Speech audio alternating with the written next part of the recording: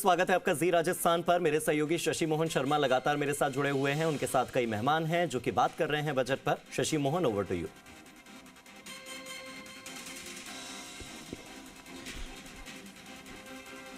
देखिए, हम बात कर रहे थे अलका जी से और इसके साथ में लक्ष्मीकांत जी की तरफ भी हम एक बार रुख करेंगे। लक्ष्मीकांत जी, जीएसटी के सरलीकरण को लेकर के काफ़ी मांग उठती, हालांकि जीएसटी काउंसिल के सामने ये बातें पहले भी आई हैं, लेकिन इस पर कोई विचार होता नहीं दिख रहा है। क्या लगता है आपको कि वही बहुत एक्सरसाइज के बाद में जो लागू किया गया है जीएसटी, जिसको विपक्ष अलग नाम से कहता है, केंद्र सरकार अलग नाम से कहती है, उसमें कोई हो सकता है?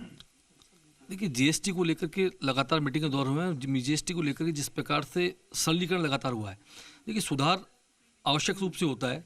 एक व्यवस्था को शुरू की और शुरू करने के बाद उसमें व्यवस्था में सुधार, तो मैं समझता हूँ सुधार लगातार जारी है। आपका अपना अपना देखना नजरिया हो सकता है। एक गिलास में आधा पानी भरा हुआ, आधा पानी खाली है, ये अपना देखना नजरिया है। मेरा मानना है कि लगातार सुधार अपेक्षित रूप से लगातार हो रहे हैं। जीएसटी बनना और जीएसटी बाद अन्य देशों की परिकल्पना आप करके देखिए, जिन जिन देशों में जीएसटी लागू हुआ वह कितने समय तक सरलीकरण के लगातार अभियान चले। उसमें यदि भारत की बात करूं तो मेरा मानना है कि सरलीकरण की प्रक्रिया को लगातार दुरुस्त करने का काम लगातार वित्त मंत्री के माध्यम से और माननीय प्रधानमंत्री के माध्यम से व राज्यों के मुख्यमंत्री के माध्यम लगातार किया जाता रहा है।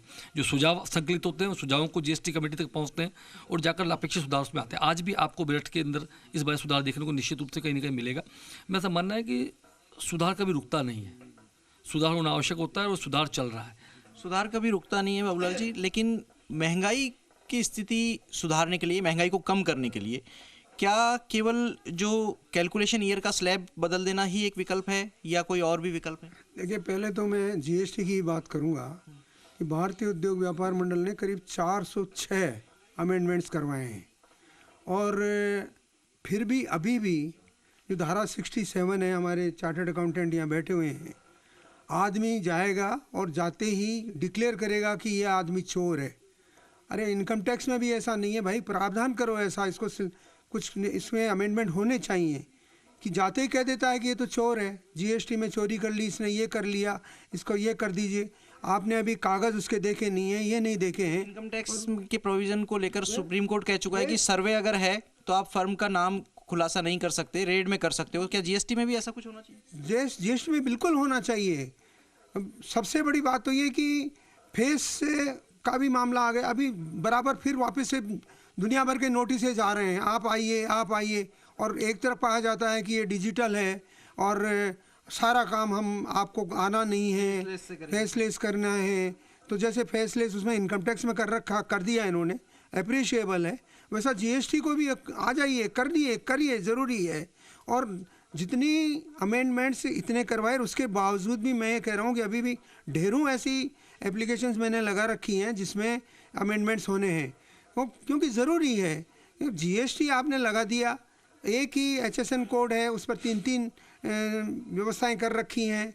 और तो जीएसटी को सरलीकरण के माध्यम से, भले ही जीएसटी काउंसिल को आप कुछ कर नहीं सकते, जीएसटी काउंसिल को कहना तो पड़ेगा ना, आपके वित्त मंत्री को कहना पड़ेगा, हमारी सरकार को कहना पड़ेगा कि भाई जीएसटी हम लेके आए हैं तो अच्छे के लिए लेके आए हैं, अपने ट्रेड को और इंडस्ट्री को बदनाम करने के लिए नहीं लेके आए हैं।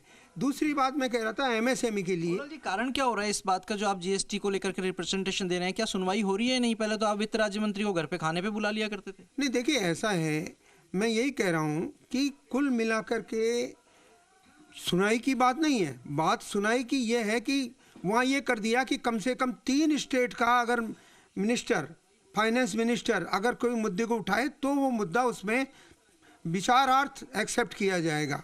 अब 3 स्टेट को पहले स्टेट वाले किसी की क्या तकलीफ है, किसी की क्या तकलीफ है, किसी की क्या तकलीफ है, वो 3 स्टेट वाले 3 फाइनेंस मिनिस्टर एक मत के हों नहीं हों, तो इसमें काफ़ी समय लग जाता है। तो ये अलग अलग परिस्थितियाँ हैं। अब ऐसे ही मैं आपको एमएसएमई की भी बात करूं, इन्होंने 76,000 करोड़ रुपए की व्यवस्थाएं दी थी कि एमएसएमई में 76,000 करोड़ देते हैं, इंडस्ट्री के साथ में हम ट्रेड को भी शामिल करते हैं। अभी मैं ये कह रहा हूं कि जो ऑनलाइन का ये भूत खड़ा हो गया है, इसको व्यवस्थित तो करो। मैं नहीं कहता कि ऑनलाइन आप बंद करो, परंतु इसको व्यवस्थित करो। आप कम से कम इतना तो कर दो कि जो MRP है उससे आगे पीछे तो नहीं बात करें ये लोग।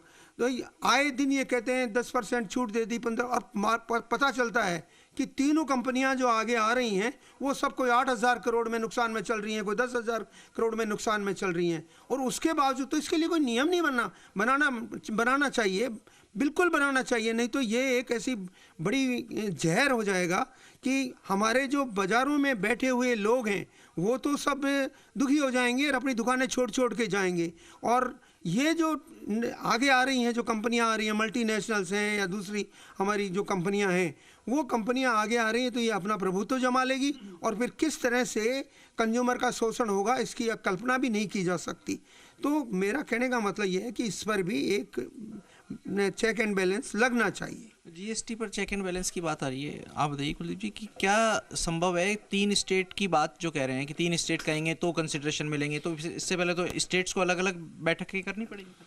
वो तो अब जीएसटी काउंसिल के जो मीटिंग के नॉर्म्स हैं, भाई मीटिंग में अगर आपको कोई भी पार्टिसिपेट करना है तो जो उसके पॉइंट्स हैं वो आपको उसको फुलफिल करना ही पड़ेगा। लेकिन सर ने एक बात और कही कि भाई जीएसटी में जो मतलब हरासमेंट होता है एसएससी का, उसके लिए क्या है, तो उसके लिए सर ने बहुत अच्छा पॉइंट उठाया कि भाई जीएसटी में हमको फेसलेस लाना चाहिए। फेसलेस से आज काफ़ी सारे बेनिफिट्स हैं कि भाई फेसलेस में क्या है कि एसएससी को या जो एसएससी का सीए है या जो इनका ऑफिसर है, असेसिंग ऑफिसर है, उसको भी नहीं पता कि वो किसका केस लड़ रहा है, फर्स्ट हियरिंग कहाँ हो रही है, सेकंड हियरिंग किसी और के पास है, थर्ड। अगर सेम केस अगर अपनी जीएसटी में आता है तो इसमें एसएससी का हरासमेंट अपना कम होगा। तो फेसलेस हमको जीएसटी में भी लेके आना चाहिए। और जो ये प्रोविजंस हैं मतलब जो जीएसटी काउंसिल का है कि भाई पॉइंट किस तरीके से रेज किया जाए, क्योंकि हर एक स्टेट के जो कंसर्न्स है वो सेम नहीं हो सकते। 3 या 4 स्टेट एक लाइन के ऊपर कभी नहीं आ सकते, तो उसके लिए काउंसिल को इसमें कुछ ना कुछ अमेंडमेंट करना चाहिए। एक बार मैं मुकेश जी आपसे भी बात करना चाहूँगा रेलवे को लेकर। जब से रेल बजट मर्ज हुआ है यूनियन बजट में, एक ही बजट आने लगा है, तब से लोगों की जिज्ञासा रेल बजट को लेकर नहीं रही। वरना पहले 25 फरवरी का दिन बहुत महत्वपूर्ण होता था, रेल बजट आएगा, क्या क्या होगा, और कई बार पता नहीं पड़ती, एलोकेशन जीएम तक को पता नहीं पड़ती है शाम तक। ऐसा है कि आज भी इस देश में करीब 80% लोग भारतीय रेल पर निर्भर हैं, और उसके बावजूद एक सोचे समझे योजना के तहत रेलवे के बजट जो अलग आता था उसको इसमें मिलाया है, ताकि रेलवे का एक अलग से जो देश में चलता था वो रुतबा जिसको कहते हैं कि इस रुतबे को कम करना है, वो करने की कोशिश इसमें ज़रूर की गई है। और ये एक परेशानी है, लेकिन 3-4 दिन के अंदर जो भी पैसा जिस भी मद में सेंक्शन होता है वो 3-4 दिन के अंदर आ जाता है।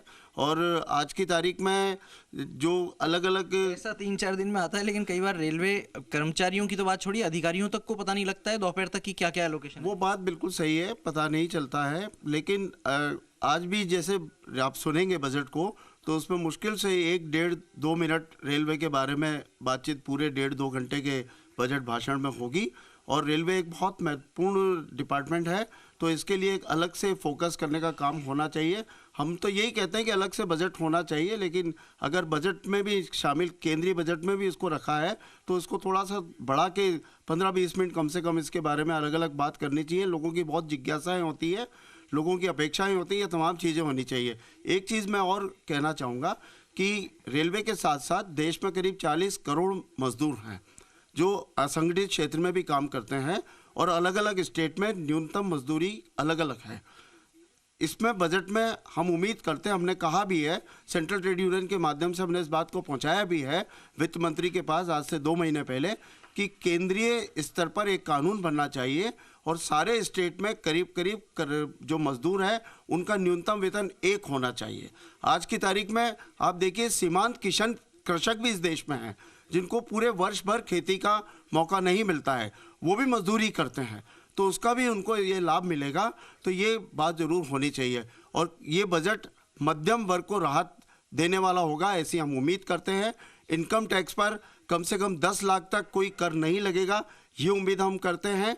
15 लाख तक 10%, 20 लाख तक 15%, 25 लाख तक 20%, 25%, और इससे बाद जो है 30% की बात होगी, ये उम्मीद हम करते हैं। 8वां वेतन आयोग 1 जनवरी 2026 से लागू होना है, और सरकार जैसा प्रधानमंत्री जी ने मंजूरी दी है, हम उनका धन्यवाद भी हमने अर्पित किया है, उन्होंने मंजूरी दी है, तो इसकी जो भी रिपोर्ट है 31 दिसंबर तक आ जाए तो वो तभी माना जाएगा कि इस बजट में इसके लिए क्या प्रावधान किया गया है। अगर इस बजट में 8वें वेतन आयोग के लिए कोई प्रावधान नहीं किया गया है, तो हम ये मानेंगे कि 1 जनवरी 2026 से ये एकदम से अभी लागू नहीं होगा और अगले बजट में अगर इसका प्रोविजन आएगा तो उसके बाद ही इस पर फैसला होगा। तो हम उम्मीद करते हैं कि